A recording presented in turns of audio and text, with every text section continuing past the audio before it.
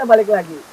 Kali ini di sesi kedua, kita pengen bertanya, kita pengen tahu apa sih persiapan, apa sih kesiapan dari masing-masing daerah, khususnya di Lingga ini, dalam rangka melaksanakan kegiatan wisata minat khusus. Nah, saya coba kali ini ke Ana. Ana, apa ya? Saya udah beberapa kali cerita tentang Lingga itu sudah menjadi hal yang luar biasa.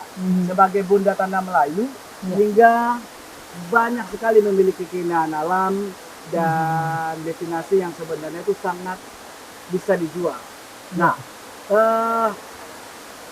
kali ini apa sih karena kendala yang dirasakan tadi, COVID-19 itu membuat kita semua ambiar. Mau ngapain?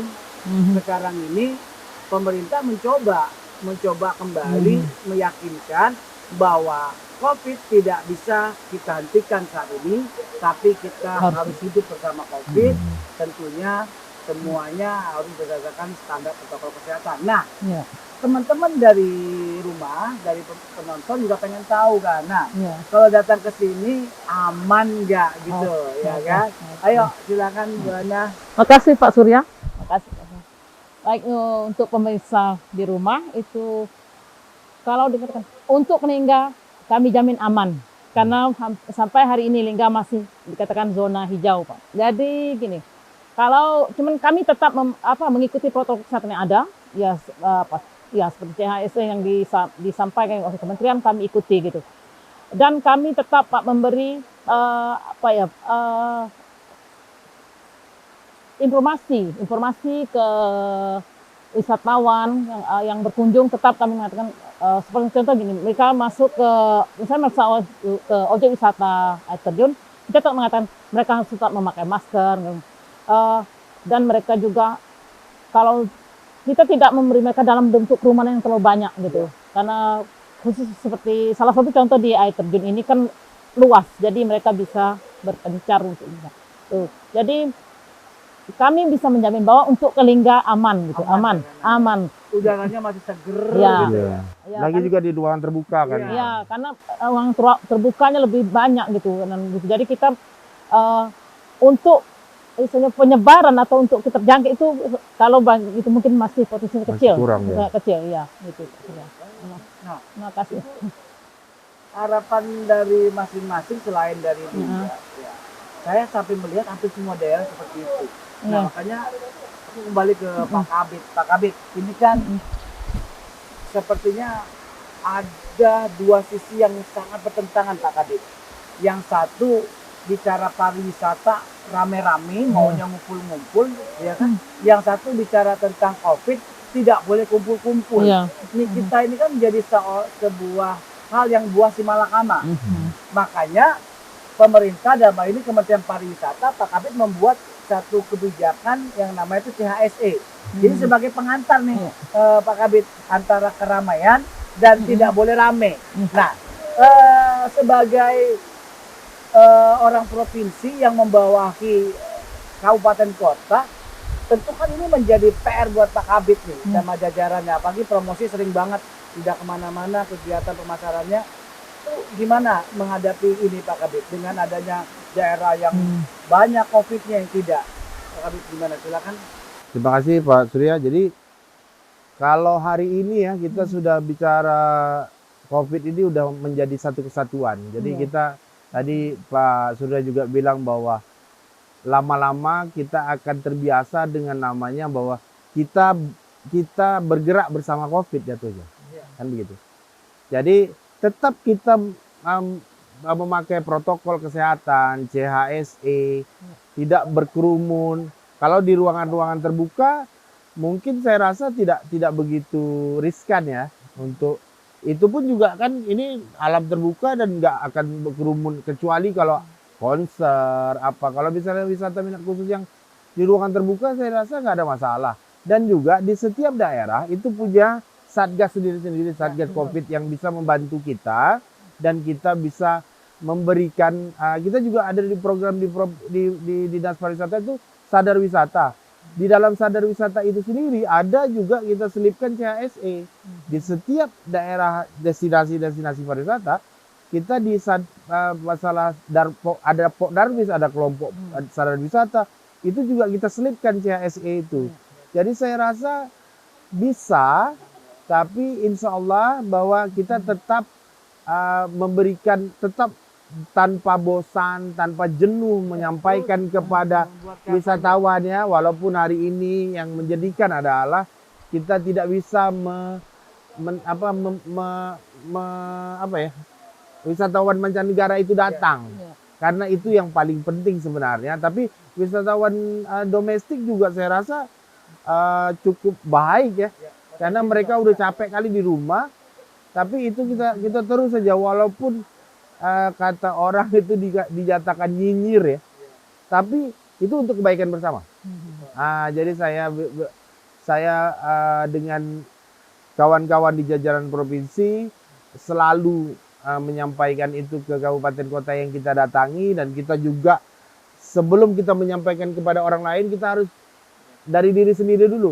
Kita memakai masker, dengan ini kita bicara pun saya buka Bapak dan Ibu memakai, jadi supaya kita tunjukkan sama orang luar dulu, baru orang luar akan mengikuti apa yang kita ini. Mungkin itu Pak Surya. Tapi yang menarik, banyak kabupaten kota yang membutuhkan tangan dinginnya Dinas Pariwisata Provinsi. Ada Batam, ada Bintan, dan ada Kudus semuanya. Apa sih program yang sekarang dibuat?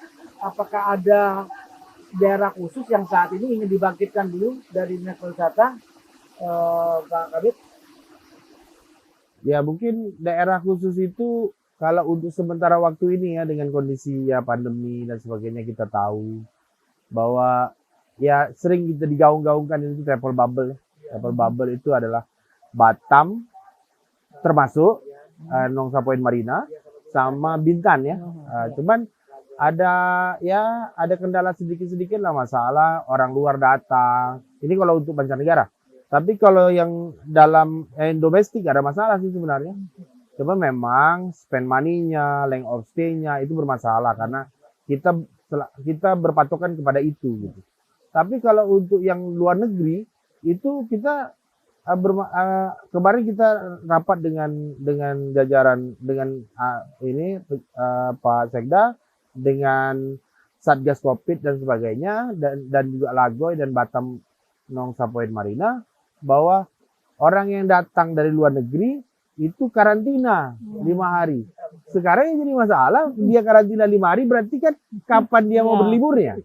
Berarti kan dia harus spendnya itu 5 hari ini dan 3 harinya dia di situ. Jadi itu kendalanya. Tapi mungkin bisa kita cari solusi bersama apabila kita duduk bersama dan kita memberikan masukan, mau itu dari instansi, Dinas Pariwisata, kabupaten kota, dan stakeholder. Karena bisa saya Pak Kabit, boleh dibilang ada di beberapa negara itu dia tidak mengadakan karantina, asal ada vaksin, sertifikat vaksin, dan kedua punya di PCR, mereka tidak di karantina. Itu salah satunya ada di Spanyol sama di Perancis. Ya jauh Pak Surya, yang ada yang tetangga kita dekat aja 14 hari. Karena dia khawatir bahwa negaranya akan terjangkit. Tapi saya optimis ya, karena pariwisata ini nggak akan mati asal kita mentaati apa yang menjadi peraturan, tapi kita tetap berjalan walaupun dengan keterbatasan. Tapi percayalah, badai pasti berlalu. Gitu loh. Kata kuncinya badai pasti berlalu. Pemirsa, bisnis santai kita tidak harus lama.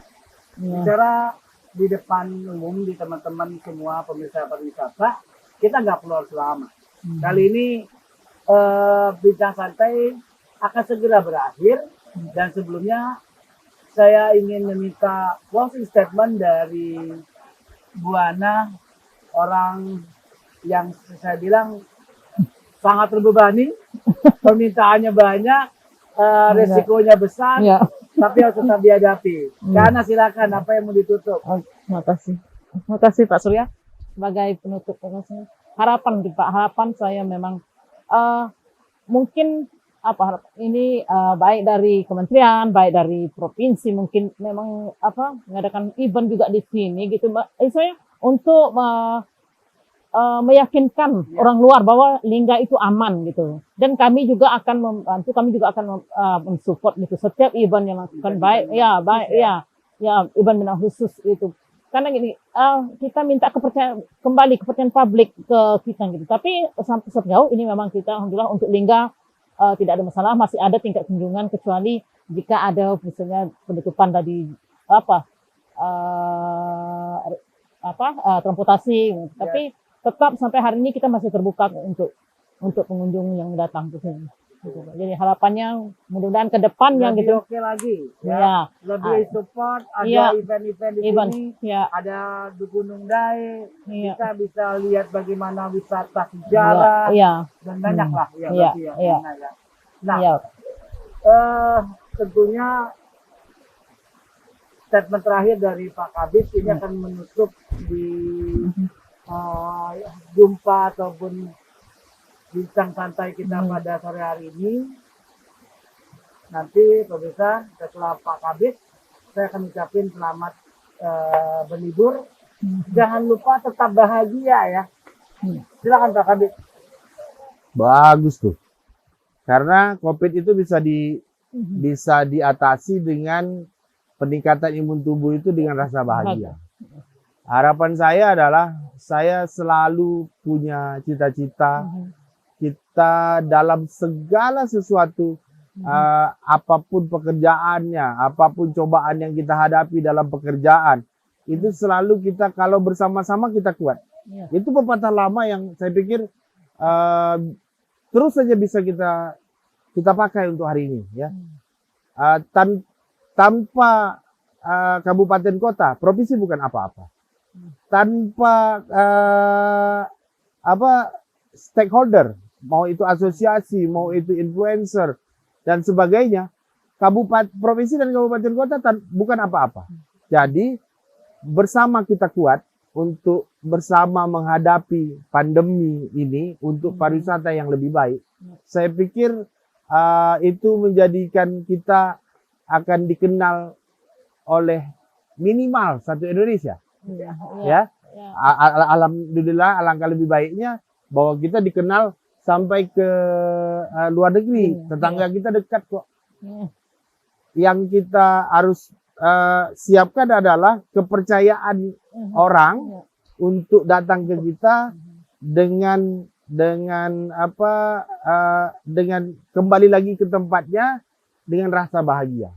Saya berharap bahwa pariwisata ke depan untuk mungkin tahun ini bisa berjalan walaupun tertatih, tapi 2022 kita harus bukan lagi berjalan, tapi kita harus berlari kencang, Pak Surya, bahwa mudah-mudahan kita sebagai insan pariwisata yang tak jemu-jemunya untuk meningkatkan destinasi, meningkatkan pemasaran, kita sampaikan kepada orang yang akan berkunjung ke kita bahwa kita aman, kita nyaman, dan kita pergi dan pulang dengan rasa bahagia. Mungkin itu saja Pak Surya.